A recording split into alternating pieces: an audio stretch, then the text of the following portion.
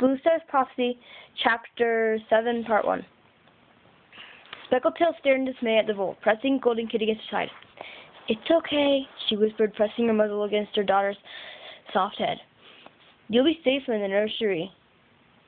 Her gaze lifted to meet Small Ears, and a flash of fear passed between them that made Blue Paw's pelt bristle.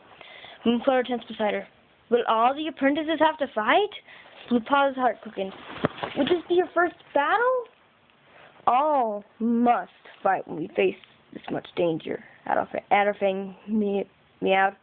Pine Star turned to Robin Wing. "Is Leopard Paw ready for battle?" Robin Wing nodded reluctantly. "Then she will be part of the battle party." Pine Star's gaze flicked the fuzzy pelt. "You and Patch Paw will remain behind with Windflight and tiny spots to defend the camp in case Wind Clan counterattacks." Patch Paw began to object. "But I want to..." "We'll defend the camp with our lives if necessary." Fuzzy Pelt cut him off. "What about Snow Paw and Blue Paw?" Moonflower demanded, a tremor on her meal. Pine Star blinked. "I would never send an apprentice into battle with so little training," he assured her. "I want to fight!" Snow Paw stood up from the crowd and with her ears. "Ugh, I want to fight!" Snow Paw slid out from the crowd, her ears pricked. "No, Snow Paw." Pine Star shook his head. "You won't fight, but you'll have a taste of battle." Snow Paw's eyes lit up. Blue Paw felt her mother stiffen as the ThunderClan leader went on. "You and Blue Paw will go with the raiding party, but not to fight. You'll wait here, where it's safe, ready to carry messages or help with the wounded. Is that all?" Snow Paw's tail drooped. "That's plenty. That's plenty." "Is that all?" Snow Paw's tail drooped. "That's plenty." Blue Paw nosed her way to her sister's side. "We'll do our best," she promised Pine Star, "even if we can't fight." Murmurs of approval rippled through the clan. "Imagine such a big message from a small scrap of fur." Snowpaw shook her head. "Goosefeather must be so clever to see it." Goosefeather had picked up the vole and was carrying it away through the fern tunnel. As Blue Paw watched the shadow swallow him, the wind plucked her fur and she shivered. "I hope he's right for all our sakes." Wind buffeted the camp as evening fell. The dusk patrol went out as usual, just as hunting parties had come and gone during the afternoon, restocking the fresh kill pile as though nothing had changed. Yet a solemn quietness had fallen over the camp. Blue Paw washed her paws beside the nursery. They were sore after an afternoon helping Robin Wing and Stone Pelt reinforce the walls, leaving extra brambles into the tangle of stems and branches. She glanced at the sky. Why hadn't the rain come? The clouds were as gray as a squirrel's pelt, but they seemed reluctant to give up their load. Yet Feather Whisker had promised rain, and Blue Paw couldn't help believe that the young medicine cat apprentice had been busy all afternoon, slipping in and out of camp.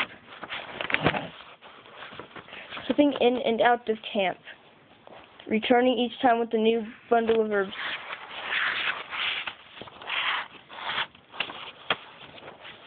He was padding across the clearing now, his silver pelt sleek in the twilight. She hurried to meet him, catching up to him as he reached the fern tunnel. "Where's the rain?" He dropped his bundle and turned his bright amber gaze on her. "It'll come when it's ready," he told her. "Before the battle?" "I don't know."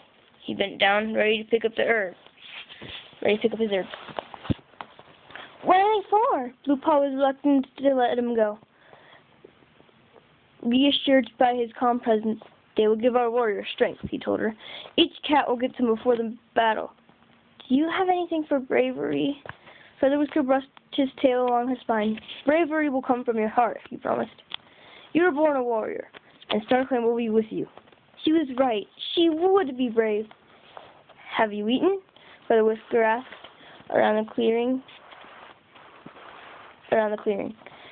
the clan were settling in knots, sharing praying tongues. "I'm not hungry," Blue Paw answered. "Eat anything," Feather Whisker advised. "Your clan might need you to be strong." "Okay," Blue Paw nodded, and she turned towards the fresh kill pile. She chose a sparrow and carried it to where her den mates lay beside the mossy tree stump. Leopard Paw and Patch Paw were absorbed in eating. Snow Paw was staring blankly at a mouse. Snow Paw was staring blankly at a mouse, newly caught and still soft and fragrant. Not hungry? Blue Paw meowed. Not very. Snow Paw looked up, trying to look bright, but failing miserably. Neither am I. Blue Paw tossed her sparrow onto the ground and sat down. But Feather Whisker says we need to eat so we are strong. Behind them, the den of ferns swished in the wind. Leopard Paw looked up, her mouth full. I don't know what you're worrying about, she mumbled. You won't even be fighting. Blue Paw stared at her, round-eyed. Aren't you scared? I know every battle move there is, the Black Apprentice boasted. No Wind Clan cat's going to beat me. Patch Paw looked less sure. I've been practicing my attack moves all day, he mused. I just hope I can remember my defensive ones as well. You'll remember, Leopard Paw reassured him. Besides, we won't let Wind Clan make it as far as here. The most trouble you'll have is keeping Thistlekick quiet, she purred. That might take a battle move or two. Blue Paw was suddenly very aware that she knew no battle moves at all. Perhaps she could learn just one, just in case. She watched Stormtail on the far side of the clearing, showing Dappletail how to roll, then jump with his forepaws extended in a vicious attack. Remember, he was telling her, keep your claws sheathed until the leap. Dappletail tried to move again, sitting up afterward and looking pleased. Good, Stormtail nodded. But you need to be faster. We're bigger and heavier than Wind Clan cats, but they are nimble and would take advantage of any bonus. I could ask Stormtail to teach me a few battle moves just in case, but the Grey Warrior looked so busy with a real warrior. Blue Paw sighed and nudged her sparrow with her nose, working herself up to take a bite even though she wasn't sure she'd be able to swallow it. Not hungry? Piestar's mew made her jump. He stood at the tree stump and looked over the apprentices. A good meal tonight will mean a good battle tomorrow. Blue Paw lowered a gaze. What kind of warrior was too scared to eat even on the eve of battle? Piestar's eyes glowed in the half-light. I remember my first battle, he meowed. Sweetbriar insisted I eat a shrew, but I hid it when her back was turned and told her it was delicious. Really? Blue Paw couldn't decide what startled her more, that the ThunderClan leader had ever been afraid of that, or he had lied to his mother. Really? He purred. She didn't believe me, of course. All cats feared their first battle. Does that mean we don't have to eat? Blue Paw mewed hopefully. Not if you don't want to. Piestar flipped his tail. It's natural to be nervous. Only a mouse brain would rush into battle without fear. Was he glancing at Adderfin as he spoke? Not, but remember, you are ThunderClan cats, natural-born warriors. Trust your instincts, and we'll be fighting clan cats. Not loners or rogues. They won't go out of their way just to harm youngsters like you. Snow Paw stood up, fluffing out her fur. We don't need special treatment. Piestar's whiskers twitched. And you won't get any. He reassured her. I'm relying on you two to stay alert and do exactly as you're told. As soon as you're told. Lives may depend. Whoa. Sorry. And how quickly you act. Bluestar's heart began to pound again. But, Piestar went on, I know you'll do your best, and StarClan will guide your paws. He glanced at Leopard Paw and Patch Paw. All of you. Before they could answer, he patted away, stopping beside Speckletail.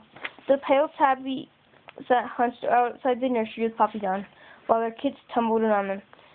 The clan's youngest members seemed to be the only cats unmoved. by the looming battle. If anything, they were noisier than ever. If I were fighting tomorrow, Thistlecake declared, I'd get a Wind Clan warrior like this. He picked up the stew he'd been eating and shred it. He tossed the half-eaten fresh kill to the ground and pounced on it, claws and teeth. Don't play with your food, Poppy Dawn scolded. It's disrespectful. That stew died so that we may live.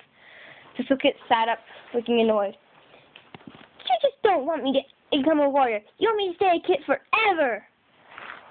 Pinester cuffed him playfully around the ear. I doubt she'd be able to do that, he purred. Thistlecake looked up at the ThunderClan leader. Can I come to the battle? Pinester shook his head. I need you to stay here and help defend the nursery. Thistlecake puffed out his chest. No Wind Clan cat will get past me. I believe you. Pinester sounded calm.